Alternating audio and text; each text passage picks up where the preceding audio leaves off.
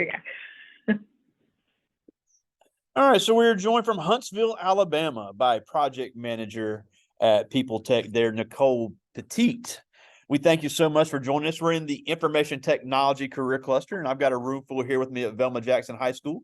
We're recording this for all of our friends in Madison County Schools, Madison Central High School, Rosa Scott Ridgeland High School, Germantown High School, the Academic Options Center, and our YouTube channel. And we just watched a couple of quick videos on Peopletec, seeing all the cool things you do there cool thing that the company does. And we talked briefly about the need for IT skills and the different ways to get in it. So before we jump into all of that, tell us a little bit about your background. You're there in Huntsville, but I know you're not originally from Huntsville, even though you are from Alabama. So tell us a little bit about your background, your education background, and how you got into technology. Awesome. I am from Mobile, Alabama, and I graduated from the University of South Alabama there in my bachelor's. Have two beautiful daughters. I went on to get a master's, and from there I started with the Corps of Engineers in Mobile, Alabama. And I went from there to the technology field from there. And I didn't have any technical skills. I didn't have a degree in technology in any form or fashion or computer science. But because I was able to learn and I was able to be taught, it was a situation where they said, give it to Nicole, she'll learn it. And that's what I did. So from there, I ended up as a systems test engineer. Let me back up. I ended up as a business systems analyst. And in that role, it led me into the technology role. So in that role, I was able to be the liaison between the generals in DC and the chiefs in Mobile, Alabama, in the Resnick and Riffmas department, which is the real estate department for the Corps of Engineers. And it's their technology software that they use for all of the field people to enter all of the data so we can collect it accordingly. From that position, I went on to being a systems test engineer. This position was also one of those, technology wasn't a huge thing as it is now, or maybe it wasn't changing as rapidly as it is now. And it was, again, teach it to Nicole. We need someone else to help with this. Teach it to Nicole. She'll do it. So I ended up as a systems test engineer, progressed my way through that field, became a senior systems test engineer. And from that role, I moved to Huntsville, where all of the glitz and glamour of technology is and where the opportunities are. And that's where I started in Scrum Master and Project Manager. And here I am now as a technical project manager. That's incredible. And that's something people don't realize is that Huntsville, Alabama, right up the road from us, is one of the hottest spots in the world for cutting edge technology when it comes, especially with aerospace and defense, and just IT in general. So many companies run their IT out of Huntsville. Yep, that is absolutely correct. They have portals here, and they could be based anywhere, but have the portals here. You're absolutely correct. Now, something you've already talked about is that when it comes to IT and technology, you don't really need a degree in IT and technology to get into it. Now, if you want to go that route, obviously there's some great universities here in Mississippi, PWIs, HBCUs that offer great computer science programs. We also have great community college programs that offer great certifications in IT and information systems. But it really is one of those fields where people are more concerned about you having the skills and the experience and the certification rather than necessarily a degree. So talk about the different entry points, because it's unlike any other field in that regard. Absolutely. With me having a grad in finance and a master's in public administration, and for me to be on the level that I am now as a technical PM, I truly believe, and I want everyone in the room to understand and know this to be factual. You can be in any field you choose to be or become what you want and need to be in life. What has gotten me thus far, I truly believe, is my attitude, my willingness to learn. And what I've learned being in the government sector is, if you don't know the skills, but you have the right attitude, you will go a long way. If you know the skill and have a horrible attitude, your career will not go far at all. So attitude means so much when you're trying to pursue or go further in any field or any task or title or even CEO or entrepreneur in your career as far as relationships are built. So that's exactly how I got into the field of technology, being willing, having the willingness to learn and wanting to know, because technology, changes every day. So it has to be something that you're really interested in, because it changes every day. Initially, I was in the finance field and it was a bunch of redundancy. It was repetition and it bored the crap out of me. In technology, I won't have that issue because I have to keep up with the changes. And I work in an agile environment, which is something we can discuss too if you want. So we work with the changes that technology brings us every single day. Yeah, and that's a good point too, because literally every company, whether it's McDonald's, whether it's the Hampton Inn, whether it's Delta Airlines, whether it's it's Peopletec, they have technology professionals, and you even see them more now in health informatics in the medical field. The day me and you are close to the same age. The days of our parents and our grandparents, the jobs they had, those jobs are going away. Now the news will love to scare you saying robots and AI are going to take our job. That's not going to happen. What's going to happen is the types of jobs and the types of skills are going to change. Because here in our area, Mississippi, we have a huge Nissan plant. We have a huge Amazon distribution center. We have a Levi's plant, a lot of manufacturing going on. And those places are going to continue to produce jobs for our community. But the skills needed in those jobs is what's going to change. Absolutely. That's exactly what's going to change. With AI coming abroad in today's technology society, AI can be used for us. We don't have to figure that AI is a horrible thing. AI is definitely something that we can use that can help us throughout our careers. I try to leave some type of tips as far as how AI can progress us through our paths and careers, where it's not detrimental, where to take our careers away from us. So I do like to post tips, and I've done that on LinkedIn as well. I do have a business and tech tour that is coming up, and it is actually starting here in Huntsville, Alabama, April 27th, where I will discuss AI further, just to let everyone know what AI is and how it is affecting us in a positive way. Now, something you mentioned is because you said you have a degree in finance. One interesting thing about tech is that, and we had a guest from the UK yesterday in our computer science engineering class who had a degree in psychology. So one pathway into this is you go to college, get a different degree, get the tech certifications, and that way you have while you're in school. So she has a degree in psychology, so she deals with marketing and sales because she knows the psychology of sales, but she also knows the program she's selling. And in your case, even though you have a degree in finance, the numbers side, you can present budget and cost analysis to a company, but you also know the programs you're working on. So is that a good way to get into this, do you think? Absolutely. And there is something called fintech that we can discuss later as well. I don't know much about it, but it's a combination of finance and technology. So if you are able to cross-train in technology, that is also a beautiful thing to do. For example, I'll use me as an example. Having a finance degree, but the software that I use, there are so many programs out. Project management is one of those softwares where you need to know finance, but you also need to know how to use the software and also how to manipulate the software to customize it for your needs.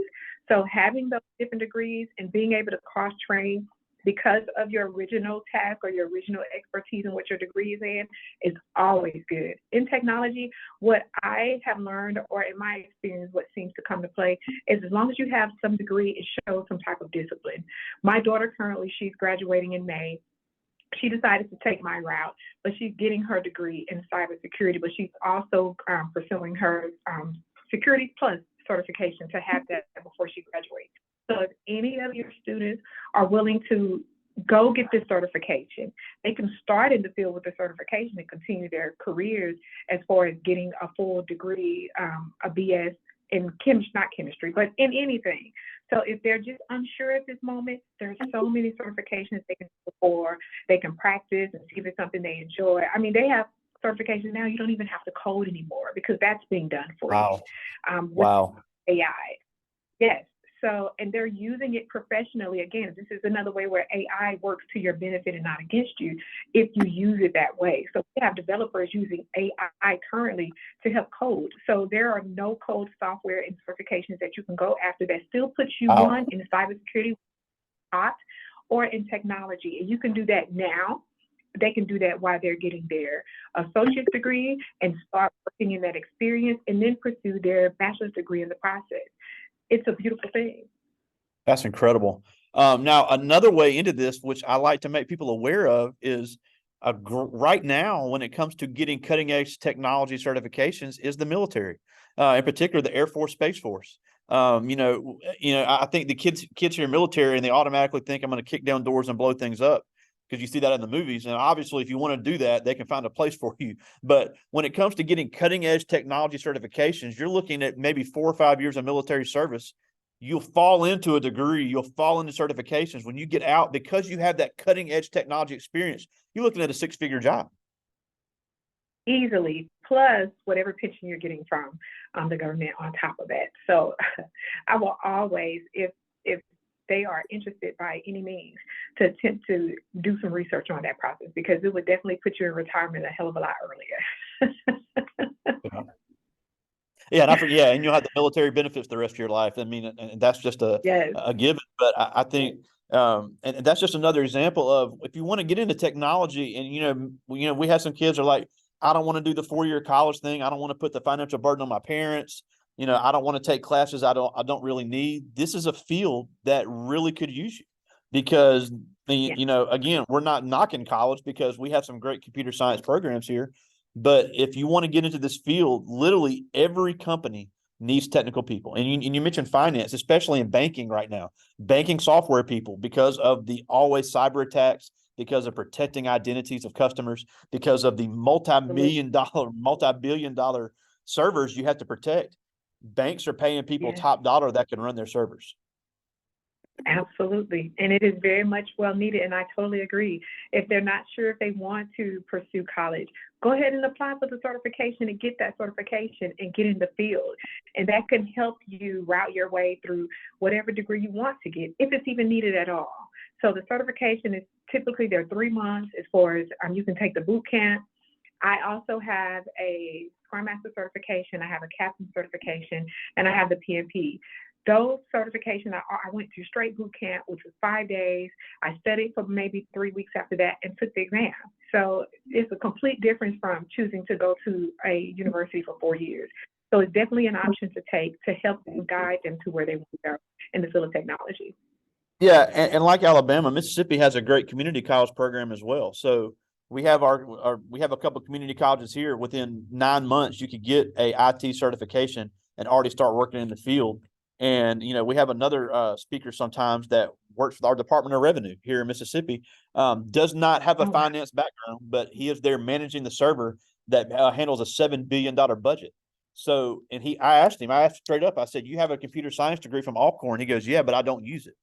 I learned all this stuff later, and I'd rather hire a 19, 20-year-old with a certification to work here and get their foot in the door, and they can move on somewhere else after a few years making $80,000, $90,000 a year. Easily. Yep. Easily. Very easily. Now, before I get to the students' questions, because I got some good ones, you speak a lot about diversifying this field, because if you look at the numbers, there are literally thousands of IT and tech jobs that go unfilled every year in the United States. And then even with the college graduates, if you look at the numbers, still that only fills about 1/3 of those. So obviously there's a huge need for people, period, to get into this, but there's also a huge need for diversifying this field, because as AI grows, you've had people write books about it. And this is something I never thought about. And I guess this is the whole point of the book, is when you have people making AI programs, especially in a health field. We have several students who are interested in nursing, in the health field. They call it unconscious bias, where if all you have is white men programming an AI program, it's not that they're mean, it's not they're racist, they're not evil, but they're not going to know things that are specific to certain communities. They're not going to know things that are specific to certain genders. Like when you have, the app for women to look at their cycle, that was developed by men, and huge holes were made in that, and it was causing a big problem in women's health. So little things like that you don't think about shows the need for diversity in technology. Yes, absolutely. Since I've been in the field since 2010, I have been a minority in every team that I have been on. At the Corps of Engineers, actually, when I started with the core engineers, I was part of the majority on that team, which was interesting because it's something you don't see often. But after leaving that team, continuing my career, I have been a minority in every single team. Right now, my team, there are only 2 Black people. For the longest, it was just one. It was me. I was the only Black and the only female. But we now also have a Black male that is now in the field as well. But it is typically a male-dominated field, and we definitely need to diversify. Most importantly, for those reasons that you've spoken about, as well as the healthcare field. So it's definitely needed. It's something that I think a lot of companies are trying to do. I think they want to do it. As you said, the unconscious, it's there, and it's not to be mean. It's not to be racist. It's something that a lot of people want to do. They just don't know how to get into those people to say, okay, let's figure this out. So it's a little struggle right now. Yeah, and when we talk about the healthcare field, you know, I've heard people argue that the tech people in the hospital are just as important as the doctors, because the doctors may diagnose you and prescribe you the correct drugs and actually go in and do the surgery. But with all these, you know, I recently had a hospital stay, and the technology that were hooking up on me, and it wasn't even a major, a major procedure. But these, you know, they need people to produce and work on these CT machines. You know, if these machines that keep people alive, they have to be able to do that. And then with all the patient access, all the patient data, you know, that's a serious database that has to be preserved as well. As on a regular basis, that is absolutely correct. All right, so I do have some questions from the students. I'll get to as many of these as I can. These are all 9th graders, and I'm glad they're thinking about some of this. Some of these are really deep, so I'm glad they're asking some tough questions. This first is Michaela Absolutely. Dawson. She's one of our cheerleaders here at Velma Jackson. And she asked, when you are managing a project, how do you prioritize tasks? Well, it's simple. When you're managing projects, as far as getting the PMP, it allows you to start from the beginning. You have planning, you have initiation, you have execution, you have monitoring and controlling, you have closing. So with every project that I manage, I start with those processes in the very beginning because it's a must. Sometimes you have to steer away from some of those processes that you do, not those in particularly, because those are mandatory processes that you will do through a project. But each project is different, so you have to customize it as you go through. You sit with your stakeholders or your customers, you determine what their requirements are, which are what their needs are, and then you design the project based on those particular requirements or needs. And that's how I pursue every project that I manage. Wow. And, you know, it all goes back to, you know, I know they had this last year, the engineering design process, you know, it's taught, you know, and actually the engineering design process actually plans for failure. So it's, you know, learning to put mistakes back together, because, you know, I think I can speak for every teacher that'll see this later. So many times they're like, this is too hard, I quit. And that happens in the real world. You can't just quit. They need people to put these pieces together and use trial and error to really come up with a solution. That's right. And I love this question. Oh, go ahead. Oh, and as part of what I do to add on to that is we work in an agile environment, which I spoke on. It allows us to fail fast. It's something that I've even taught my daughters, especially the one who's pursuing the certification.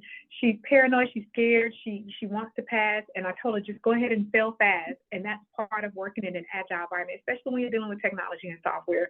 Go ahead and get it wrong the first time so you can improve as the process continues. Awesome. Now, I love this question. This is Marquise Newell. He's a member of our band here at Velma Jackson. And he asked, what has been the hardest part of getting where you are today? Oh, that's a good question. It's something that I probably need to ponder on a little bit more, but trying to think about it now to answer this question, I think the hardest thing is being a Black woman in IT. I'm trying to make sure that I don't come with those stereotypes, which are the loud, angry Black woman. Because again, those biases, the only thing we see are the stereotypes that the media put out. So we have to be conscious of that.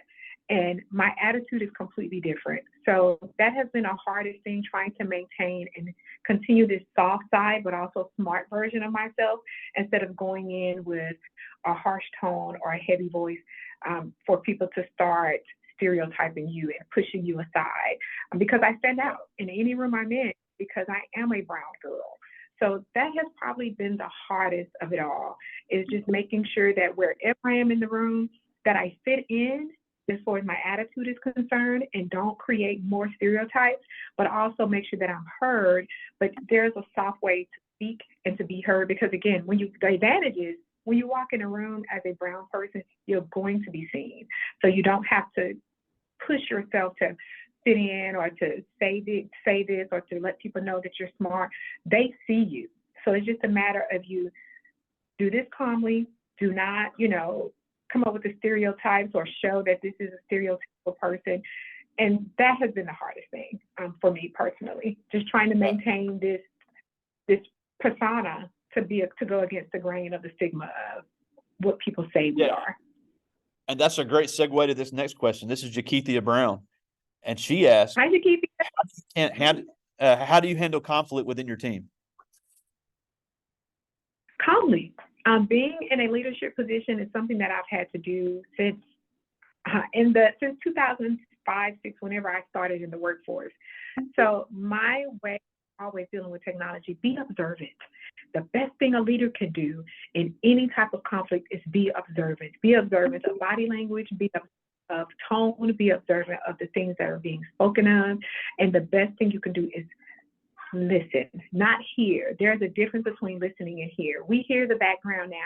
I'm on the other side of this boardroom as far as what's going on, but I'm not listening to her. I have no idea what she's saying. So make sure that you're listening to what's going on. So before you speak, you can have a conscious answer, and you won't be speaking with emotions. So I've always dealt with it that way. I always let my teammates know that they are a part of the team. It is not for me to make decisions, but we do bring things to attention, because at the end of the day, we're all grown. So I do use that as an advantage. Not sure where they're coming from or where they've been as far as workforce, but when we're resolving problems in this team, I always like to sit them down, have the conversation, allow them a chance to vent, because we're all people also. We're human, but we're people and we're adults. So I give them a chance to vent, let them get it out, and even sometimes ask what their suggestion is, because they may even have a better response than you. And that will boost their morale, which is what we want to do at all times, because if the morale of the team is low, then you won't accomplish anything, or you accomplish a mediocre product. And we're not doing that, not with my name on it. So that's the way I handle conflict in all of our teams, in any industry. Absolutely. Here's a good question. This is Willie Clay, one of our football players here. Hi, Willie. And he asked, what type of technological advances do you see impacting the future? Definitely AI and machine learning. Those are two that will definitely impact the upcoming technology cycle. That's why I think it is very important to learn what AI is. You can start with the Chat GPT. I have an organization called the Six Figure Club, which is my mentoring organization, and it is about teaching my mentees how to make six figures or discuss six-figure opportunities that they would have never known of. You have the best thing in your hand, which is your phone. I call it your supercomputer. You are starting with technology, even with your phone in your hand. And every piece of information that I'm giving you now, you can find most of this information with your phone in your hand. If you're on any social media, if you want to determine how do you go back to figure out how are they creating these social media websites, that's something that's very important. So I do think machine learning, AI, MBSE, which is model-based systems engineering, is something that is being explored and being introduced to the community as well. I have a little bit of experience in MBSE, so that is something too that you can look forward to. Absolutely. Here's a great question. This is Shavaka Page, and he asked, Hi, Shavaka. What was the main motivation for you to change fields and get into technology? Okay, ask that again. I missed the first part of it. He asked, what was the main motivation for you to change fields and get into technology? Money. Money. My salary. Yeah, let's be honest. I had two small kids when I got into technology. We were in struggle mode, and when given the opportunity, my chief at that time actually created a contract for me, and my salary tripled. So initially, it was absolutely money. Wow. Well, but that's also a good point, because a lot of people see their parents or grandparents work very hard, and they didn't have the same opportunities that they have, because, like we said, jobs have changed, skills have changed, and you don't have to go broke going to college to learn this. You can make really good money if you're willing to put in the work and learn. right. And on top of that, if you're working for the government or any private sector, they typically will pay for a lot of your education. My company paid for all of my certifications thus far, and I am not done. So whomever you're working for in that field, they typically would do some type of education reimbursement.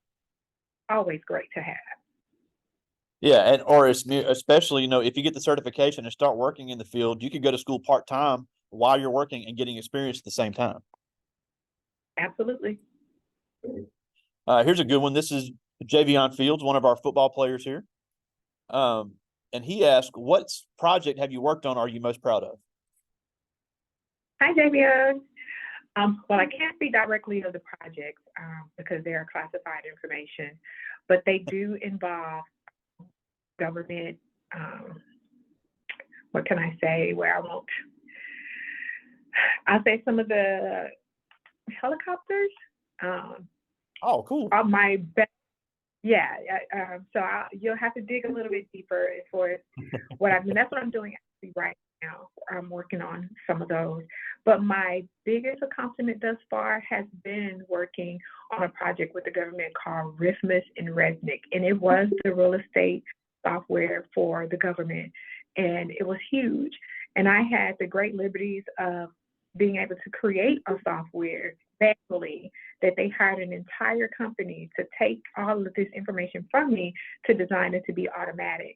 I was able to do presentations with the colonels in DC. Those things are definitely mind-blowing. They're humbling to be able to get in rooms where there are green suiters, and these are people in more descriptive camouflage uniforms. We call them green suiters here.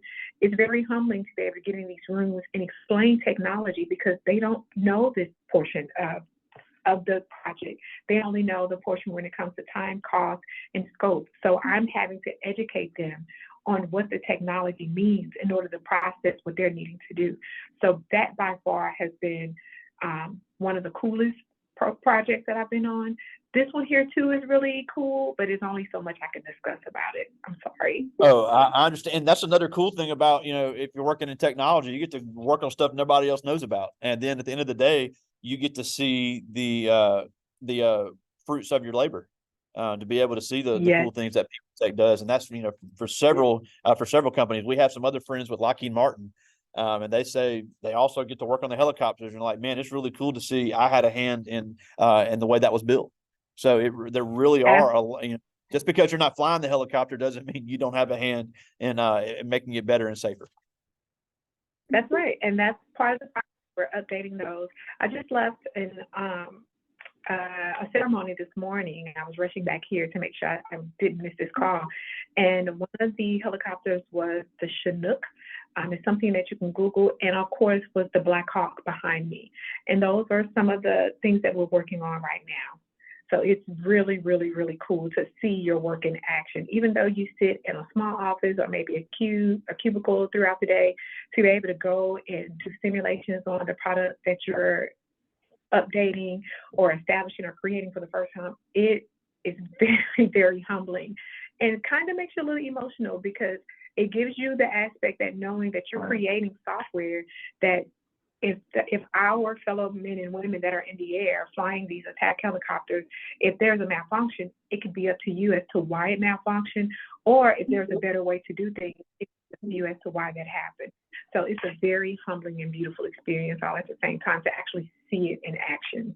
Yeah, and even even if you're not on the cutting edge side, even if you are, here at the school, we have IT techs that have a huge part, even though they don't see a tangible product, they get to help students on, have technology working. They help teachers with technology working. So, even in the school system, there's a need for technology professionals across the board. When we go to Walmart and we're checking out stuff, that's IT people behind the scenes that are making those cash registers run.